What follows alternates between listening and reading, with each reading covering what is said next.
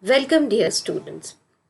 I, your computer teacher, is again back to discuss about chapter 3, that is more about Microsoft Word.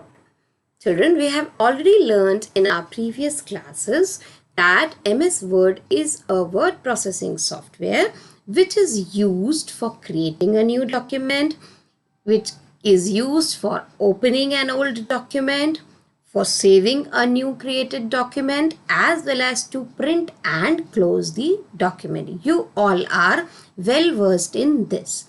Now in this chapter we will be learning few more advanced features of MS Word which would help you to make your document more interactive. So the topics that we are going to discuss in this video are page orientation, page size margin, header and footer, paragraph indentation, borders and shading. These topics we are going to see both theoretically as well as practically.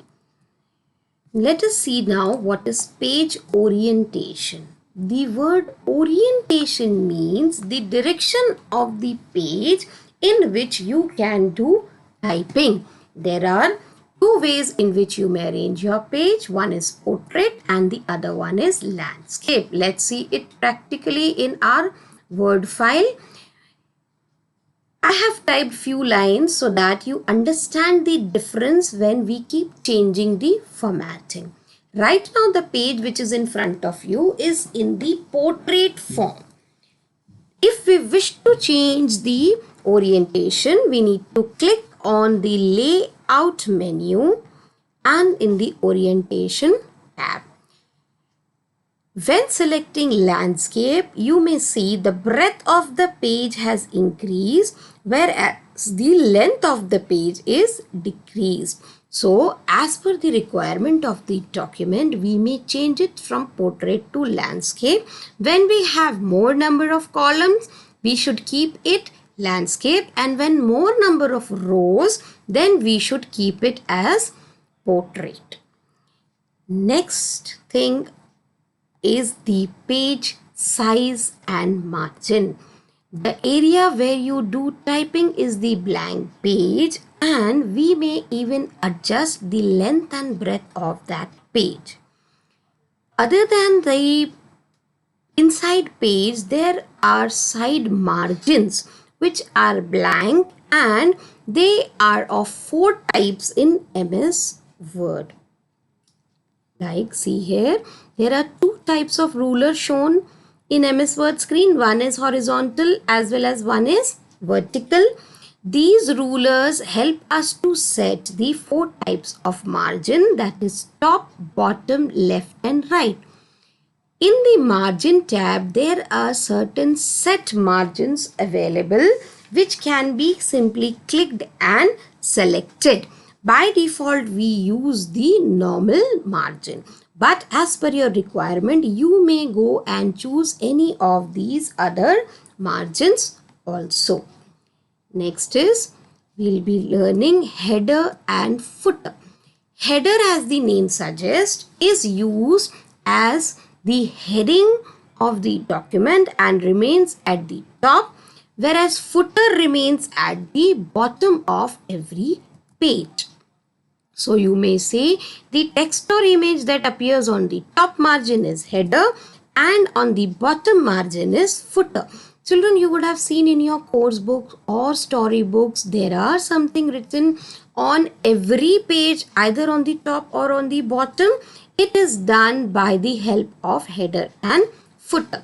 For inserting a header or a footer, you need to click on insert menu and header option. This allows us to type the header like I am typing here, computer book, and the text which is typed as header or footer can also be formatted like making bold, italics, underline, size changing, color changing, as well as the alignment. All these can be done on them. For inserting a footer, you need to choose the footer option, and usually the footers are being used for mentioning page numbers. These page numbers can also be aligned to center or right or left. They can be selected and made bold, italics, underlined.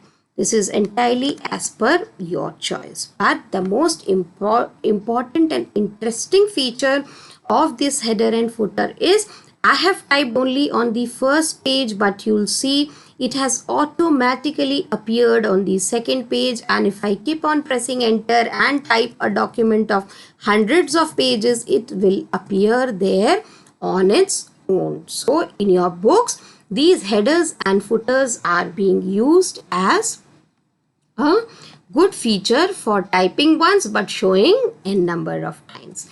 Next is paragraph indentation. Indentation is used to add or remove extra space from the left or the right margin. This can be used as per the choice of the content being typed in the Word document. Like for example, I'll select this third line and show you what happens when we change the indentation. For changing the indentation, you again need to click on the layout tab, and in the layout tab we get the paragraph group. Here in the paragraph group, they are allowing us to change the left indent and the right indent. See, when I'm clicking on left indent, the text is moving towards right hand side, and when I'm going to click and increase the right indent, the text will start moving inside towards the left hand side. Thus, by changing these indents, you may set the area where you wish to type your text. These indent is helpful in doing so. Next is borders and shading, a very beautiful and interactive way to add border to your document, either on the paragraph or to the entire page of the document. Shading is to add a background color to the document. So for inserting borders and shading, we need to go to the home menu. Then from the border option, the very last option, borders and shading, needs to be selected.